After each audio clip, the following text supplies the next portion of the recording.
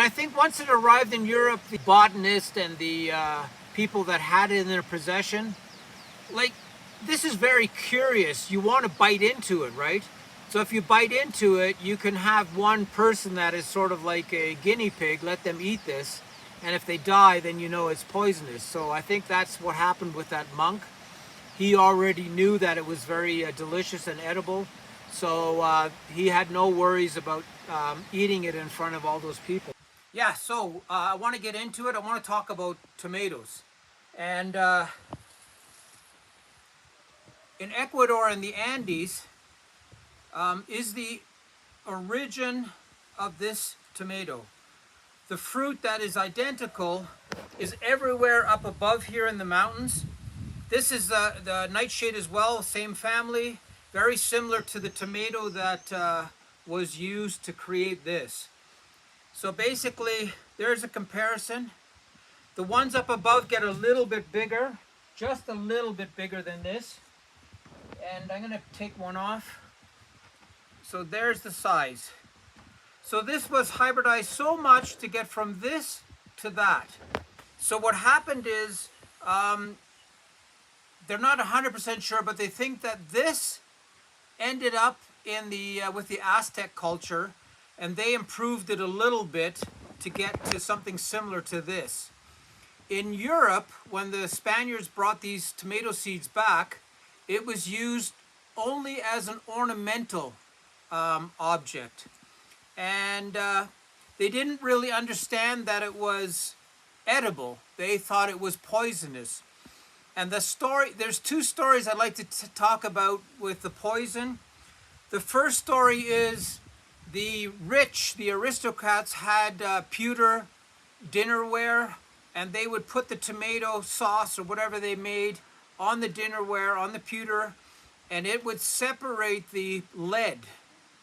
And these rich people died from lead poisoning, and they thought the culprit was a tomato, but it wasn't the culprit. It was the lead in the pewter that killed these rich people. The second story is, and I don't know if this is true, I haven't been able to verify it, a monk was standing amongst a bunch of people, and this guy was giving a lecture because tomatoes were completely new to the culture, that how poisonous this was. And he simply went up and grabbed one and ate the whole tomato in front of everybody, and they were in complete awe that he didn't die. And that supposedly is one of the stories where they ended up figuring out that the tomatoes were delicious and edible. Nowadays, this tomato is, there's 10,000 different varieties of tomatoes, and it's used in so many different types of foods, so many culinary dishes, and lots of prep food too, like canned food and sauces and everything else. So it's had an incredible development to get from here to there, and the story is quite interesting. A lot of people want to claim, that they were the first and they were this, but this tomato originated here in the Andes. We have so many different types of nightshades here. Potatoes originated here. And if you go on walks, you can find the miniature tomatoes and these types of nightshades everywhere. So it's very, very unique to this area that there's so much nightshade. The beginnings were always here in Ecuador and places like this in the Andes. It's very interesting that something like this, but in red, was growing in the Andes, and the locals realized right away that it had value, food value.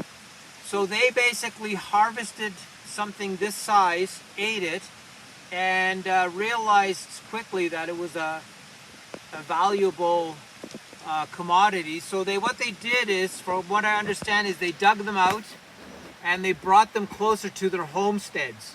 And that, just looking after them more, made these berries a lot bigger. And the seeds in them that were more plentiful, supposedly, or larger, let's say that. So their process of taking it from out of the mountains and bringing it lower into their homestead areas was the first step of making a tomato this size. And then what happened is the interchange of the Mexicans and the Colombians or whoever it was brought these seeds up higher into Central America. And the Aztecs were better botanists, so they were able to get this a little bit closer to that. And then when the conquerors came to Mexico, they saw these plants everywhere and realized that they were very, because of the red color, they were so outstanding. But their intent wasn't the food value, it was the decorative value, which was really weird because the Aztecs were using this for food. So that the fact that the conquerors didn't really push this as a food product, more as an ornamental, was a very, very strange fact. So it's definitely known that the first explorers that went to Mexico brought it back to Spain, France, and other European countries.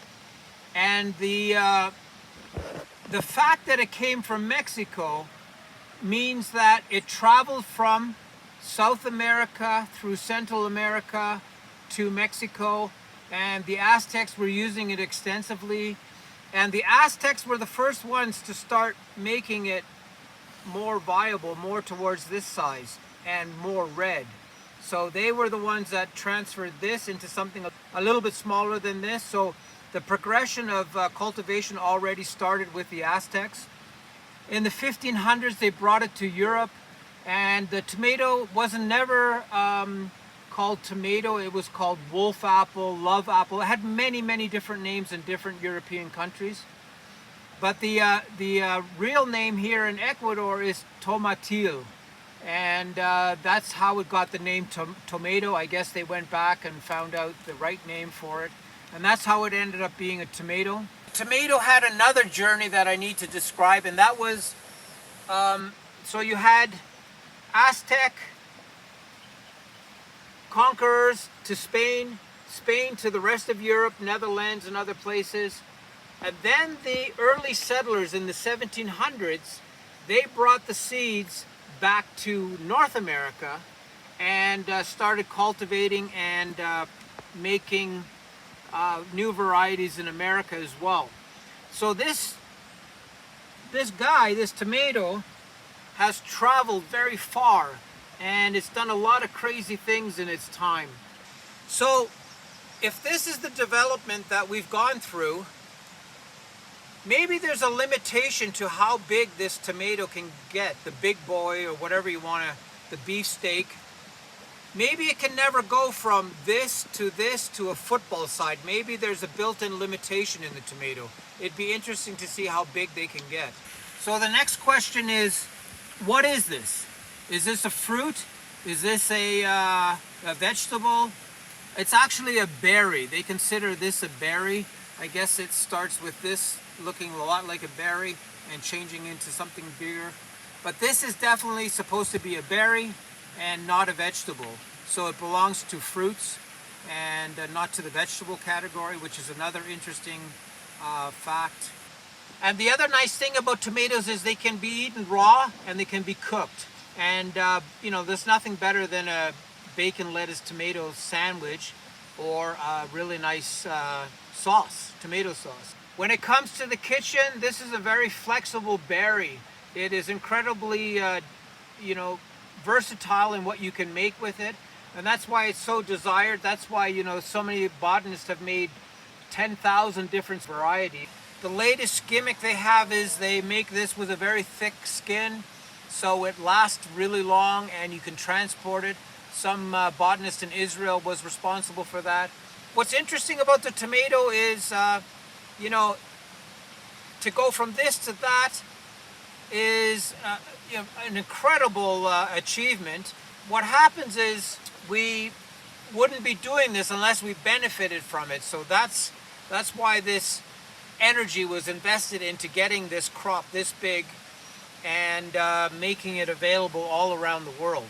This is a really good example of how humans have interfered with nature in a positive way for themselves. They've benefited from this immensely.